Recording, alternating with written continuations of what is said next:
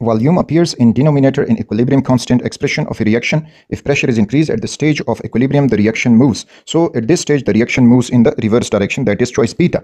कैसे इसको सॉल्व करेंगे? आसान एग्जांपल से इसको देखें. We have sulfur trioxide. It decomposes into sulfur dioxide and oxygen. Balance the reaction, तो ये बैलेंस हो जाएगा. यहाँ पे जो सल्फर ट्राइऑक्साइड है तो 2 by वॉल्यूम इसका कंसंट्रेशन है.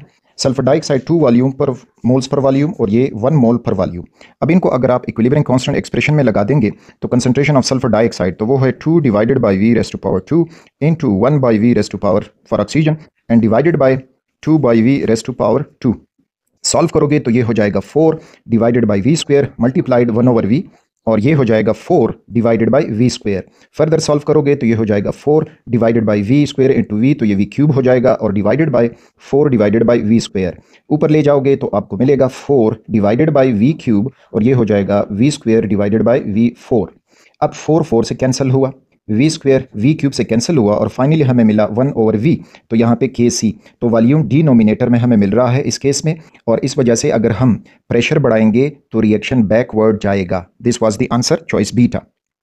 Rate equation can never be written directly from reaction equation for. तो जीरो ऑर्डर रिएक्शन का कोई एलिमेंट्री रिएक्शन नहीं बनता या एलिमेंट्री स्टेप नहीं बनता, तो जीरो ऑर्डर हम नहीं लिख सकते उसके लिए कोई rate equation. So alpha is the correct choice. Endothermic process among the following, ये आयोनाइजेशन एनर्जी एंडोथर्मिक है. इलेक्ट्रॉन एफिनिटी, अच्छा ये नहीं बताया गया कि फर्स्ट इलेक्ट्रॉन एफिनिटी के second electron affinity, first electron affinity जो है वो एक्सोथर्मिक होती है और सेकंड इलेक्ट्रॉन एफिनिटी एंडोथर्मिक होती है. कंबस्शन रिएक्शन एक्सोथर्मिक होता है, कंडेंसेशन भी एक्सोथर्मिक होता है. सो एंडोथर्मिक प्रोसेस यहाँ पे choice A. Which of the given is a weak electrolyte, बस जो वीक एसिड होगा वीक बेस होगा वही वीक इलेक्ट्रोलाइट भी होगा. तो यहाँ पे कार्बोनिक एसिड चॉइस चार्ली में हमें मिल रहा है, that is a weak electrolyte. Dilute HCl is added to the following equilibrium at constant temperature. अच्छा ये इक्विलिब्रियम है और इसमें जब हम HCl डालेंगे तो वो भी आयोनाइज होगा हाइड्रोजन आयन में इनटू क्लोराइड आयन में. अब यहाँ पे कॉमन आयन जो है वो हाइड्रोजन आयन प्रोड्यूस हो गया है और HCl is a strong electrolyte compare to acetic acid. तो इस वजह से बैकवर्ड रिएक्शन होकर हमें एसीटेट आयन और हाइड्रोजन आयन मिलके तो concentration of acetate ion will decrease. तो एसीटेट आयन का कंसंट्रेशन डिक्रीज होगा और वो एसिटिक एसिड बनेगा. So the correct choice is choice beta. Molecularity is not same as order for slow step in. अच्छा fractional order में, zero order में और अगर कैटालाइज्ड रिएक्शन है तो उसमें मॉलिक्यूलरिटी और स्लो स्टेप का जो ऑर्डर है वो एक जैसा नहीं रहता, उसमें फ़र्क होगा. This is for fractional, choice A. Process termed a spontaneous, vaporization no, ये बॉइलिंग पॉइंट पे होगा और हम मुसलसल हीट देते जाएंगे. इलेक्ट्रोलिसिस खुद नहीं होता, इलेक्ट्रिसिटी सप्लाई करेंगे. इवापोरेशन खुद होता रहता है, डिकम्पोजिशन भी खुद नहीं हो रही. सो चॉइस सी जो है स्पॉन्टेनियस होता है. In the equation 2NH3 N2 plus 3H2, NH3 is oxidized, N2 is oxidized, H2 is oxidized, NH3 is reduced. अच्छा अब देखते जाए यहाँ पे, अगर लिखा होता कि नाइट्रोजन इज ऑक्सीडाइज तो फिर ये ठीक होता, लेकिन उन्होंने कहा है कि N2 तो प्रोडक्ट साइड में आ रहा है, तो N2 जो है वो बल्कि NH3 से बना है. So the correct option is NH3 is oxidise, क्योंकि NH3 से हाइड्रोजन रिमूव हो गए हैं. So choice alpha is correct. Choose the correct statement. Equilibrium is dynamic, correct. Equilibrium involving gases can achieve in open container vessel, no. At equilibrium concentration of different substances are different at constant temperature, no. और none. तो यहाँ पे correct statement alpha है. For exothermic reactions, activation energy of reverse reaction can be written as. अच्छा अब यहाँ पे देखें इस ग्राफ से, हम ग्राफ बना रहे हैं. एक्सोथर्मिक रिएक्शन होगा तो जो प्रोडक्ट है उनकी इंथैल्पी ज्यादा होगी, सॉरी रिएक्टेंट की इंथैल्पी ज्यादा होगी और यूं ग्राफ चल के हमें प्रोडक्ट दे जाएगा. This is the product. यहाँ से यहाँ तक ये जो ग्राफ है ये एक्टिवेशन एनर्जी शो कर रहा है और यहाँ से यहाँ तक जो है ये हमें हीट ऑफ फॉर्मेशन या हीट ऑफ रिएक्शन शो कर रहा है. अब जब हम रिवर्स करेंगे तो रिवर्स में अब heat of formation plus activation energy दोनों ऐड होके एक्टिवेशन एनर्जी बन जाएंगे for the reverse side. So activation energy of forward reaction plus heat of formation या heat of reaction, that is choice alpha. Types of system is decided by which component of thermochemistry. तो thermochemistry में हम system और surrounding के दरमियान boundary, close boundary भी हो सकती है, ओपन बाउंड्री भी हो सकती है, क्लोज सिस्टम, ओपन सिस्टम, तो बाउंड्री ही रिप्रेजेंट करेगा उन टाइप्स को. So beta is the correct choice. The substance that loses electron in a redox reaction is, that is reducing agent. जो लॉस ऑफ इलेक्ट्रॉन करेगा वो खुद ऑक्सीडाइज हो जाएगा और दूसरे को रिड्यूस कर जाएगा. So that will act as reducing agent. यानी for example zinc plus copper ion और हमें मिल जाएगा कॉपर मेटल और साथ में जिंक आयन. अब जिंक जो है वो इलेक्ट्रॉन लॉस करके जीरो ऑक्सीडेशन स्टेट चला गया है इन 2+2. अब उसने इलेक्ट्रॉन जो लॉस किए तो कॉपर को गेन करवाए, तो gain of electron is reduction. So zinc is acting as reducing agent, उसने कॉपर की रिडक्शन कर दी. For a reaction value of Kp is proportional to square of the term RT, which might be the correct expression of the reaction. So यहाँ पे you know that Kp equals Kc into RT raised to power delta n. अब हमने delta N product minus reactant के लिए मालूम करना होगा। तो अगर आप चॉइस ए में देखें 2 मोल्स ऑफ प्रोडक्ट है माइनस 3 मोल्स ऑफ रिएक्टेंट है, तो इससे हो जाएगा -1, तो ये भी नहीं हुआ।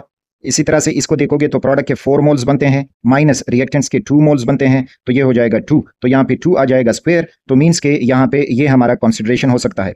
ये हो जाएगा 2 - 4, तो ये भी नहीं आएगा। 2 प्रोडक्ट है -4 हैं, तो यहाँ पे -2 आ जाएगा, ये भी नहीं हुआ। और 3, तो यहाँ पे 2 है -5 है, तो ये हो जाएगा -3, तो ये भी नहीं होगा। सो द चॉइस ये बनेगा बीटा चॉइस। यहाँ पे डेल्टा एन की जगह हमें मिलेगा स्क्वायर, यानी ये सारे जो हैं ये मैंने डेल्टा एन की वैल्यूज फाइंड करने के लिए किए हैं।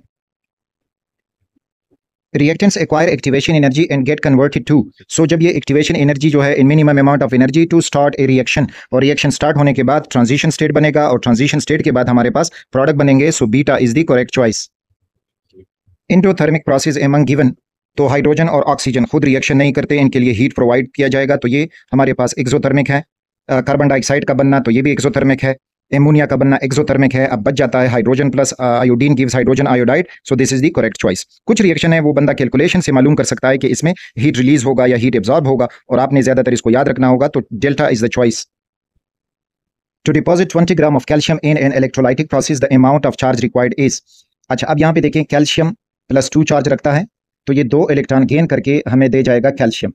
कैल्शियम का एटॉमिक मास है 40 मीन्स कि ये 1 मोल है। 1 मोल के लिए 2 मोल्स ऑफ इलेक्ट्रॉन चाहिए, और 2 मोल्स ऑफ इलेक्ट्रॉन पे जो चार्ज होता है वो डबल हो जाएगा, 96,500 के डबल हो जाएगा, और हमें मिल जाएगा कैल्शियम। अब उन्होंने 40 ग्राम लिखा है, जब ये 40 ग्राम हुआ तो मीन्स कि ये 0.5 मोल हुआ, और 0.5 मोल होने के बाद अब यहाँ पे 1 मोल ऑफ इलेक्ट्रॉन लगेंगे और बन जाएगा calcium. So 1 mole of electron has the charge of 96,500, that is choice alpha, that is also known as 1 Faraday. The relationship between K1 and K2 for the given reaction, तो given reaction में 2NO और ये हुआ N2 + O2, इसके लिए हुआ K1, और फिर K2 के लिए वो लिखा गया है कि 1/2N2 + 1/2O2, और दिया गया है NO। अच्छा, अब यहाँ पे अगर हम देखेंगे, और ये है K2, अगर अब यहाँ पे हम देखेंगे तो जो इक्वेशन 2 है वो इक्वेशन 1 का रिवर्स है, और रिवर्स होके फिर उसको हाफ भी कर दिया गया है, तो इस वजह से हमारे पास पहले तो ये बनेगा कि K1 इज 1/K2, यानी वो उसका रिवर्स है, और फिर जब हाफ किया गया है तो यहाँ पे हो जाएगा पावर 2, तो इस वजह से K1 = 1/K2², that is 1/K2² is choice C. Which of the given reactions might have a largest value of rate constant K? अच्छा, इनमें देखें कि कौन सा रिएक्शन जो है वो स्पॉन्टेनियस है या फास्ट होता है। तो क्लोरीन और H2O, इनका रिएक्शन स्लो होगा क्योंकि इसमें लाइट की जरूरत है। C2H4 यानी ईथीन की हाइड्रोजनेशन, इसमें हम कैटलिस्ट का इस्तेमाल करेंगे। NaNO3 MgCl NaCl, तो ये आयोनिक रिएक्शन है, और ionic reaction are faster. Rusting of iron तो वैसे भी स्लो रिएक्शन है, so choice C will have the largest value of K। Path function represent, so it represent path taken to change the state, very simple, straightforward, beta is the choice. A substance is electroplated using 85 gram of AgNO3 completely dissolved in water. In the process of in this process, Ag anode is used. The amount of Ag left in the beaker at the end of process is। अच्छा, अब यहाँ पे देखें ये silver electroplating है, तो silver electroplating में हम ये कंटेनर होगा, इसमें इलेक्ट्रोलाइट डाला गया है AgNO3, इसमें जो कैथोड है वो यूज हुआ है जिसके ऊपर हम इलेक्ट्रोप्लेटिंग कर रहे हैं, तो ये हुआ कैथोड, और जो एनोड बनाया गया है that is Ag, that is the anode. अब इसमें कॉन्सेप्ट ये है कि सिल्वर आयंस एनोड से आके कैथोड पे डिपॉजिट होते जाएंगे, या सिल्वर आयन जो सोल्यूशन में है वो कैथोड की तरफ जाके डिपॉजिट होंगे, और उनकी कमी को पूरा करने के लिए एनोड से सिल्वर आयन नीचे आएंगे, और इस तरह से जो इलेक्ट्रोलाइट का मास होगा वो कांस्टेंट रहेगा, उसमें कोई चेंज नहीं आएगा। तो 85 ग्राम ऑफ AgNO3 में अब कैलकुलेशन करें, अगर हम 1 मोल AgNO3 लेते हैं तो इसमें टोटल इसका जो मास है तो 170 ग्राम बन जाएगा, और इस 170 में 108 ग्राम जो है वो है सिल्वर। अब जब उन्होंने 85 ग्राम दिया है तो मीन्स कि 170 को हाफ कर दिया गया है, जब ये हाफ होगा तो इधर हो जाएगा 0.5 मोल, और इधर जो सिल्वर का अमाउंट है वो भी हाफ होके 54 हो जाएगा, दैट इज यानी 85 को अगर हाफ करेंगे तो ये 54 हो जाएगा। तो इस तरह से वहीं 54 ग्राम जो सिल्वर है वो बाकी रहेगा उसी कंटेनर में, that is choice C. This is electrolyte. Electrolyte की कंसंट्रेशन में कोई फर्क नहीं आएगा, फर्क आएगा कैथोड के अमाउंट में और एनोड के अमाउंट में। 2 moles of PCl5 are heated to 400 degrees Celsius in 2 liter closed vessel. At equilibrium, 40% of PCl5 decompose to PCl3 and chlorine. Its Kc value B. Okay, first of all, हम जो reaction लिखेंगे that is PCl5 equilibrium पे आके ये बना देगा PCl3 and chlorine gas. अच्छा, अब इसके लिए हम आइस टेबल बनाते हैं। First of all initial concentration, तो इनिशियल कंसंट्रेशन में 2 मोल्स हैं पर 2 लीटर, तो means moles per litre is 1 molar, तो ये 1 मोलर कंसंट्रेशन का है। ये 0 मोलर है, ये भी 0 मोलर है। चेंज इन कंसंट्रेशन आएगा, वो इसमें -x आएगा, इसमें x प्लस होगा, इसमें भी +x होगा। तो इक्विलिब्रियम कंसंट्रेशन हमारे पास होगी, ये 1 - x मोलर होगा और ये x मोलर, ये भी x मोलर। अब 1 - x मोलर ये 40% हमें बता रहा है, तो 40% मीन्स कि ये 0.4 मोल यूज हुआ है, ठीक, यानी 100 में से ये 40 इस्तेमाल हुआ है, बाकी रह गया है। तो यहाँ पे ये अब जो रह जाएगा वो हो जाएगा 0.6 और x जब 0.4 हुआ तो मीन्स कि ये 0.4 बना होगा और ये भी 0.4 बना होगा। तो सब कुछ आपको इस परसेंटेज में मिलेगा। तो इक्विलिब्रियम पे अब ये वैल्यूज मौजूद हैं, अब इनको इक्विलिब्रियम कांस्टेंट में लगा दें। K is equal to molar concentration of the product, तो वो है 0.4 for PCl3 into 0.4 for chlorine और डिवाइडेड बाय 0.6 फॉर PCl5। इनकी कैलकुलेशन करोगे, यहां से आएगा 0.16 और डिवाइडेड बाय 0.6, 0.266, यहां से आपको आंसर मिलेगा and that is choice C, 0.267 moles per litre. So this is the choice. When the numbers of moles of product in reactor are same, relationship between enthalpy and internal energy। अच्छा, इनके दरमियान जो relation है delta H equals change in internal energy plus P delta V। अब liquid और solid के लिए change in volume 0 होता है, तो उनके लिए change in enthalpy is equal to change in internal energy, क्योंकि ये सारा फैक्टर 0 हो जाएगा। अब अगर गैशियस हैं और उनमें number of moles of product बराबर हैं रिएक्टेंट्स के, तो फिर वहां पर भी चेंज इन वॉल्यूम 0 रहेगा और delta H will be equal to delta E। So delta H equal to delta E, alpha is the correct choice. The rate law of a reaction is rate this one on doubling the concentration of both A and B, the rate of reaction increases dash times। तो यहाँ पे equation rate law हमें दिया गया है जिसमें A power 2 है और B पावर 1 है। With respect to A it is second order, with respect to B it is first order. अब अगर सेकंड ऑर्डर है तो उसमें कंसंट्रेशन डबल करने से रेट 4 टाइम्स हो जाता है, तो यहाँ पे 2 × 2 स्क्वायर, और फर्स्ट ऑर्डर में 2 × 1 हो जाएगा। यहाँ पे अब हम कैलकुलेट करेंगे तो 2 2s are 4 हो जाएगा और मल्टीप्लाइड 2 1s are 2, तो इस तरह से हमें मिल जाएगा 2 4s are 8 टाइम्स, तो इसका रेट 8 टाइम्स बढ़ेगा, that is choice C. Given the reversible reaction दिया गया है, if initially 2 moles of N2 and O2 are taken and concentration of NO at equilibrium is found to be 2 moles, the value of Kc in the reaction is, first of all reaction लिख दें, that is N2 plus O2 और produces 2 NO। आई stable बनाएं तो initial concentration 2 moles ये लिया गया है, 2 moles ले और ये 0 होगा। चेंज इन कंसंट्रेशन तो ये हो जाएगा 2 - x, ये भी हो जाएगा 2 - x और ये हो जाएगा 2x, क्योंकि 1 1 रेशियो 2 बन रहा है तो 2x होगा। अब इक्विलिब्रियम कंसंट्रेशन क्या होगी, तो इक्विलिब्रियम कंसंट्रेशन यहाँ से जो हमें वैल्यू मिलेगी 2 - x से जो वैल्यू मिलेगी और ये 2x की जो वैल्यू है, तो 2x की वैल्यू उन्होंने दी है कि equilibrium is found to be 2 moles, यानी 2x is equal to 2 moles, तो x की वैल्यू हो जाएगी 1, यानी 2 पे डिवाइड तो 1, x की वैल्यू। अब 2 - 1 बिकम्स 1, ये भी 2 - 1 बिकम्स 1 और ये हमारे पास 2 moles मौजूद है। अब इक्विलिब्रियम कांस्टेंट में वैल्यूज लगाएं तो Kc is equal to molar concentration of NO raised to power 2, तो वो है 2 × power 2 divided by molar concentration of nitrogen that is 1 × molar concentration of oxygen that is 1, तो हमें आंसर मिलेगा 2 2s are 4, so choice beta is the choice. What is a sequence of increase in internal energy of A system. अगर हम internal energy में increase लाएंगे, increase in temperature होगा, phase change हो सकता है, केमिकल रिएक्शन हो सकता है, सो delta is the correct choice. In a galvanic cell the metal plate with higher oxidation potential, तो उसका जिसका हायर ऑक्सीडेशन पोटेंशियल होगा तो एक्वायर्स ए नेगेटिव चार्ज। ये देखें गिल्वानिक सेल में ये जिंक प्लेट है और इसको हमने अपने जिंक इलेक्ट्रोलाइट में डाला है, तो यहाँ पे क्या होगा कि जिंक जो इलेक्ट्रोड में है वो आयन बन के नीचे आएगा और इलेक्ट्रॉन छोड़ जाएगा, इन इलेक्ट्रॉनों की वजह से ये एनोड जो है वो नेगेटिव चार्ज हो जाएगा, so acquires a negative charge. When nitrogen gas is added to equilibrium system at constant pressure, the equilibrium shifts to the direction in which there is। अच्छा, अब यहाँ पे देखिए फॉर एग्जांपल हम SO3 लेते हैं और हमें मिल जाता है 2SO2 और साथ में ऑक्सीजन। इस इक्विलिब्रियम में अब अगर हम इनर्ट गैस लाइक नाइट्रोजन डालेंगे और कांस्टेंट प्रेशर होगा तो वॉल्यूम इंक्रीज होगा। जब वॉल्यूम इंक्रीज होगा तो मीन्स के फॉरवर्ड डायरेक्शन जाएगा और number of moles of gases मजीद बनना शुरू हो जाएंगे, यानी 2 3 मोल की तरफ, ये 2 से 3 मोल्स की तरफ जाएगा।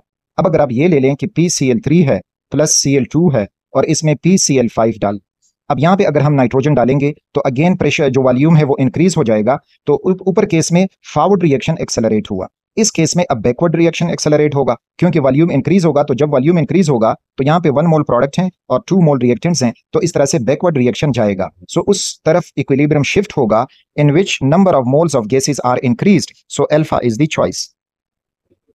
A gas is taken in a container at 1 atmospheric pressure with an area of 0.5 meter square. If the piston expands and the length changes by 30 centimeter, the work done is, अच्छा work done का formula work done equals to P delta V। अब यहाँ पे इसको लिख सकते हैं कि work done is equal to P और जो चेंज इन वॉल्यूम है या वॉल्यूम है वो हम लिख सकते हैं A मल्टीप्लाई लेंथ, यानी A is the area of cross section and this is the length of A cylindrical body, तो उसका वॉल्यूम A इंटू लेंथ के बराबर होता है।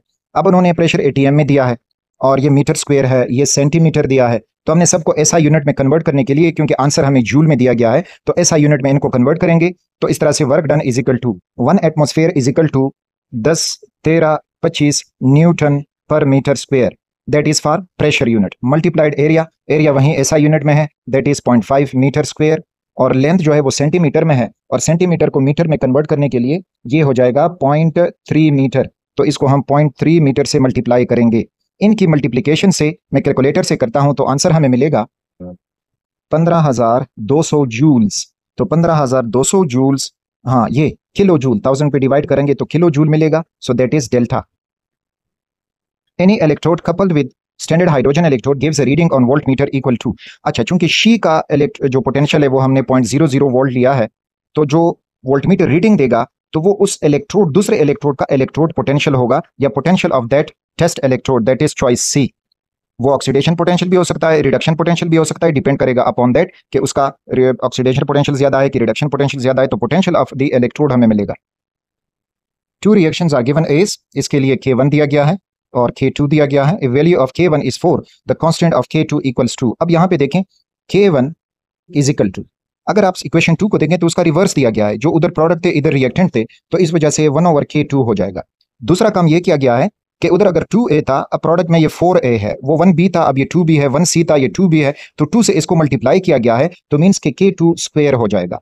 अब वो कह रहे हैं कि if value of K1 is 4, अगर ये 4 है तो the constant K2 give equals to, तो कांस्टेंट K2 जो है वो भी 4 हो जाएगा, लेकिन उसका स्क्वायर हम लेंगे, क्योंकि हेयर स्क्वायर, तो स्क्वायर जो है 1/16 हो जाएगा, 4 4 16, और 1/16 जब डिवाइड होगा तो हमें वैल्यू 0.0625 मिलेगी, क्योंकि 8 16 2 तो मिल नहीं सकता, 16 1 को 16 पे डिवाइड करने से, तो लोवेस्ट वैल्यू चॉइस डेल्टा मिलेगा।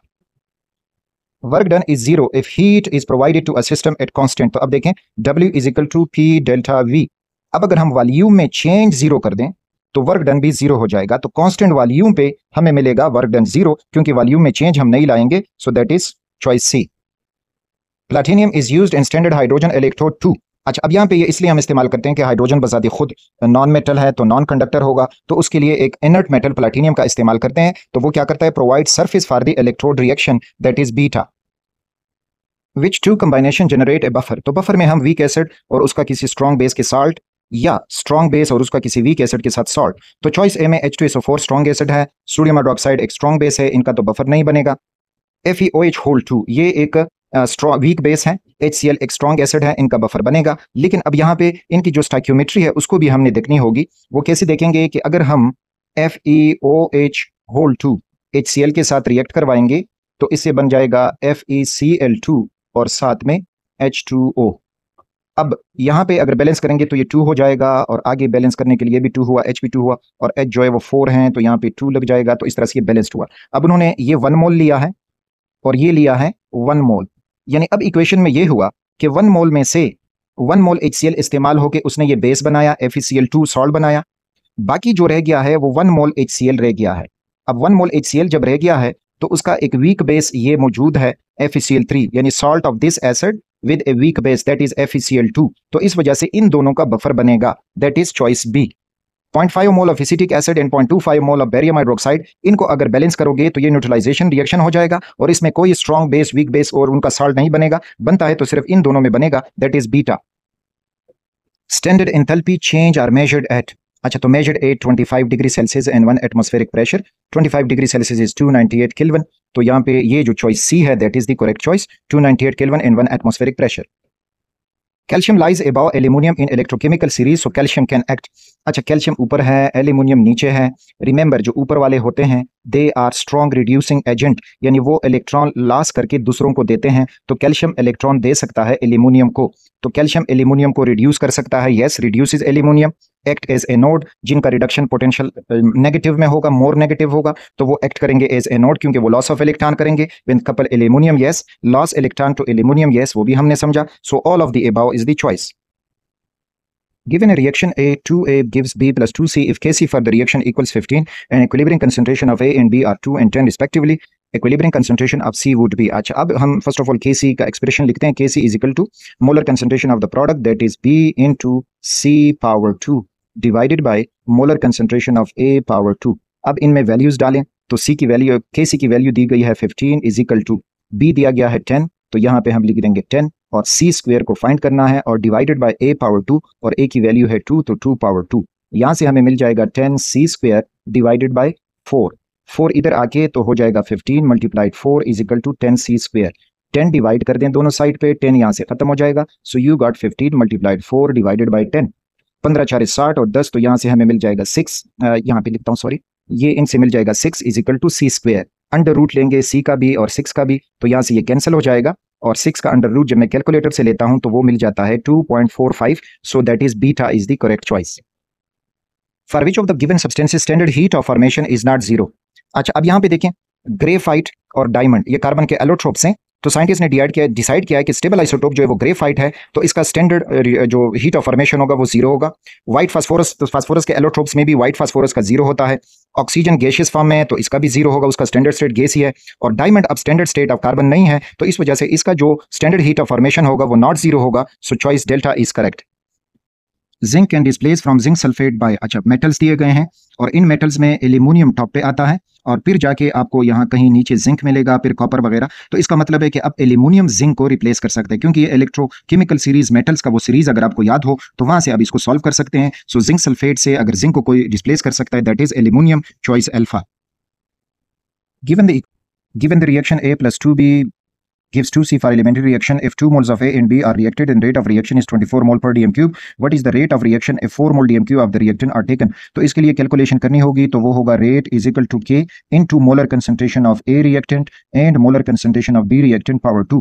अब यहाँ पे रेट हमें दिया गया है 24 और K रिएक्शन कांस्टेंट, ये अब फाइंड करेंगे। A का कंसंट्रेशन 2 है और B का कंसंट्रेशन भी 2 स्क्वायर हो जाएगा, तो ये हो जाएगा 24 इक्वल्स K, 2 मल्टीप्लाइड 2 दूनी 4, तो ये 24 इज इक्वल टू K और 8 दोनों साइड पे डिवाइड कर दें तो यहाँ से आपको मिल जाएगा 3 8 24, सो 3 इज इक्वल टू K, तो K की वैल्यू 3 आई। अब दोबारा इसको सॉल्व करें, तो दोबारा सॉल्व करने के लिए rate is equal to K into molar concentration of A and molar concentration of B power 2। अब इस दफा रेट हमने फाइंड करना है, इसका रेट कांस्टेंट हमें 3 मिला और A का कंसंट्रेशन 4 मोल पर डीएम क्यूब जब तेज हो गया तो ये 4 मोल पर डीएम क्यूब और ये भी 4 मोल पर डीएम क्यूब और स्क्वायर लग जाएगा, तो ये हो जाएगा रेट इज इक्वल टू 3, ये इनटू 4 और इनटू 4 4 16, तो ये 16 और इन सब को मल्टीप्लाई करके हमें वैल्यू ज्यादा मिलेगी, 16 4 64 और 64 3 तो 192 हमें मिलेगा, that is delta choice. 2H2 plus O2 gives 2H2O और ये डेल्टा H है जो भी दिया गया है -57 2 kilo joule per mole. Heat of formation of H2O from the equation. अच्छा, हीट ऑफ फॉर्मेशन में हमेशा हमने 1 मोल ऑफ द कंपाउंड लेना होगा, यहाँ पे 2 मोल बन रहा है और हीट रिलीज हो रहा है, तो इस हीट को 2 पे डिवाइड कर दें, तो 1 मोल ऑफ कंपाउंड बनाने के लिए तो वो जब 2 पे डिवाइड होगा तो you will get -286 kilo joule per mole, so that is choice C. NaOH can be manufactured by electrolysis, तो electrolysis of brine, और brine जो होता है concentrated aqueous solution of sodium chloride, that is beta। Half life of a radioactive decay reaction is 10 seconds. If concentration of a sample taken is 2 mole per dm cube, the rate constant is। अच्छा, अब यहाँ पे देखें half life में हमें order of reaction चाहिए और order of reaction से हमें पता चलेगा। अब यहाँ पे जब 10 सेकंड दिया गया है तो और साथ में 2 मोल पर डीएम क्यूब ये उसका कंसंट्रेशन दिया गया है, तो रेट कांस्टेंट इसका क्या होगा, तो यहाँ से ऑर्डर के बारे में उन्होंने कुछ भी नहीं बताया। एनी हाउ अगर मैं इसको कैलकुलेट करूँ फॉर फर्स्ट ऑर्डर रिएक्शन, तो फर्स्ट ऑर्डर के लिए T1/2 is equal to 0.693 divided by K, ये इक्वेशन फर्स्ट ऑर्डर रिएक्शन के लिए है।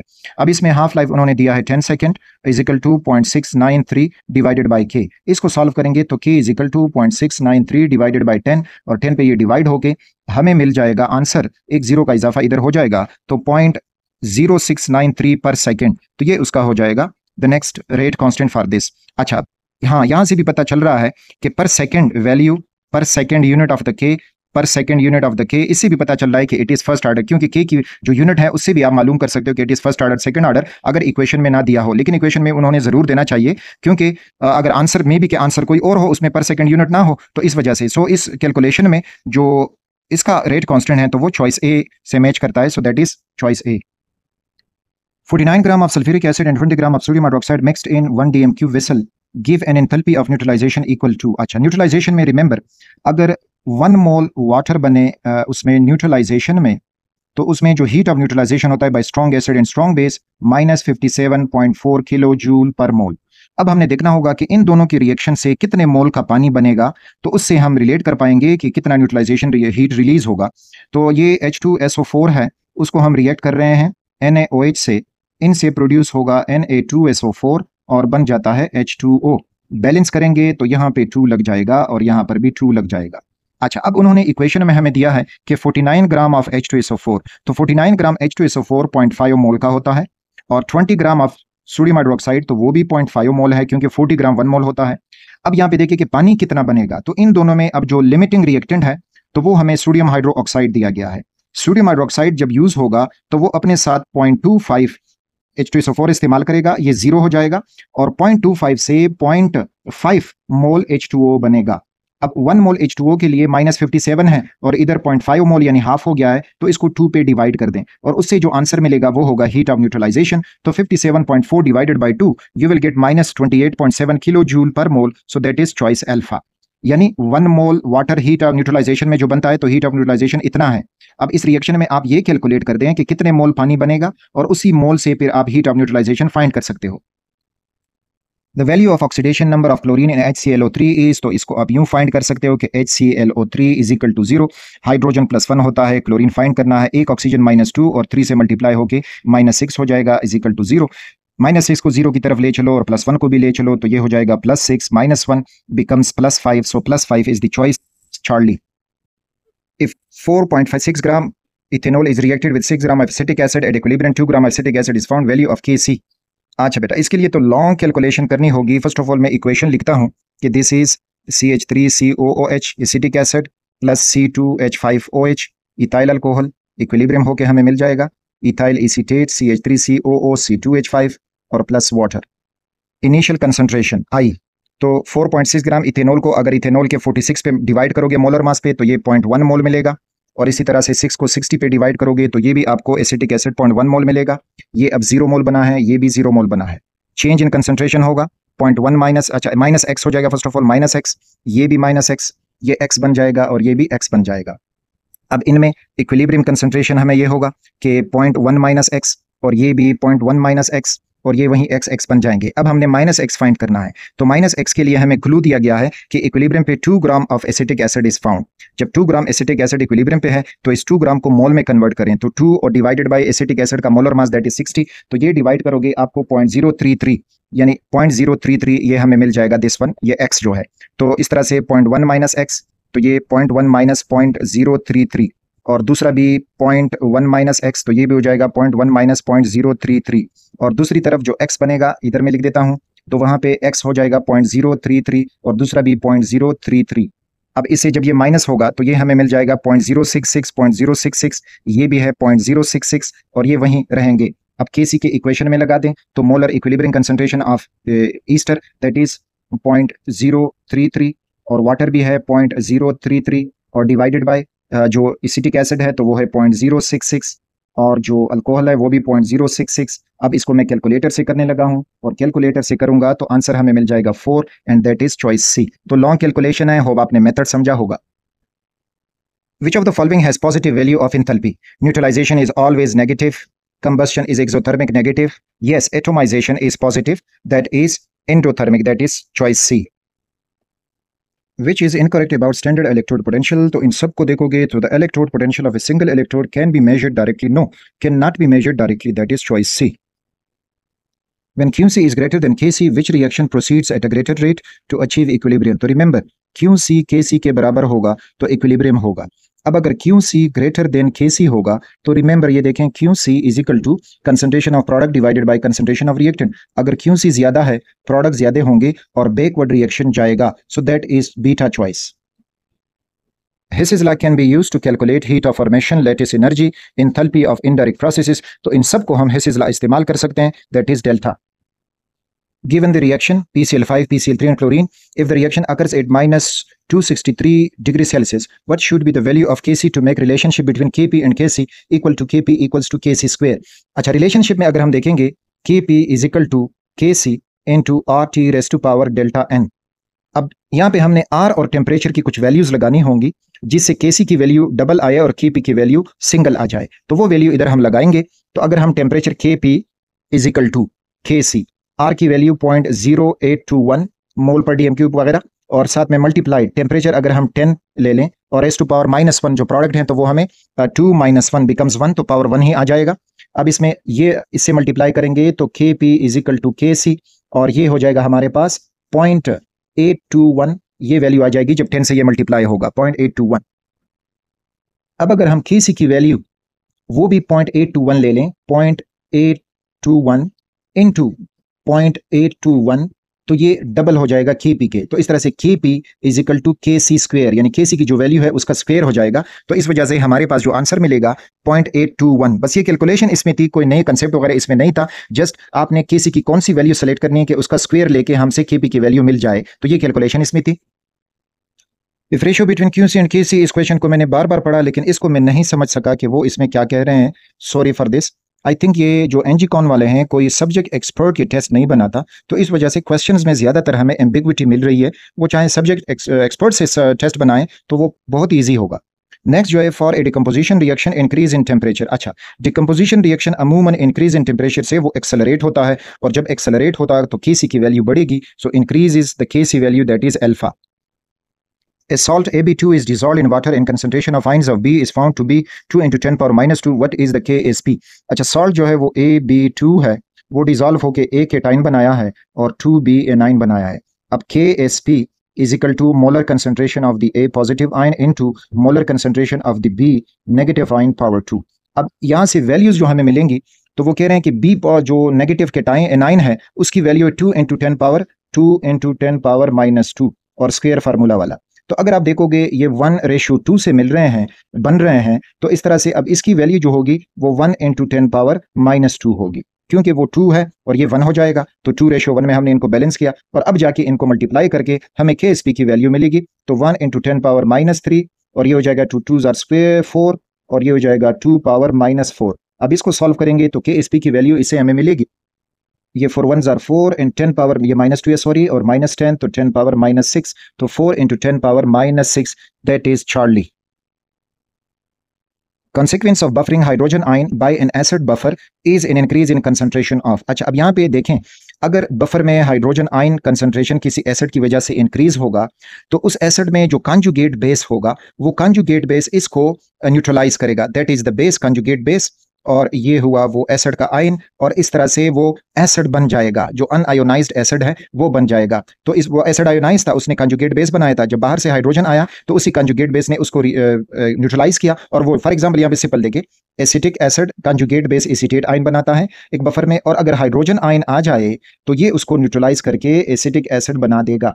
तो इस तरह से अनआयोनाइज्ड एसिड, तो अनआयोनाइज्ड एसिड का कंसंट्रेशन इंक्रीज हो जाएगा, choice alpha. So that's all for this test. Wishing you all the best.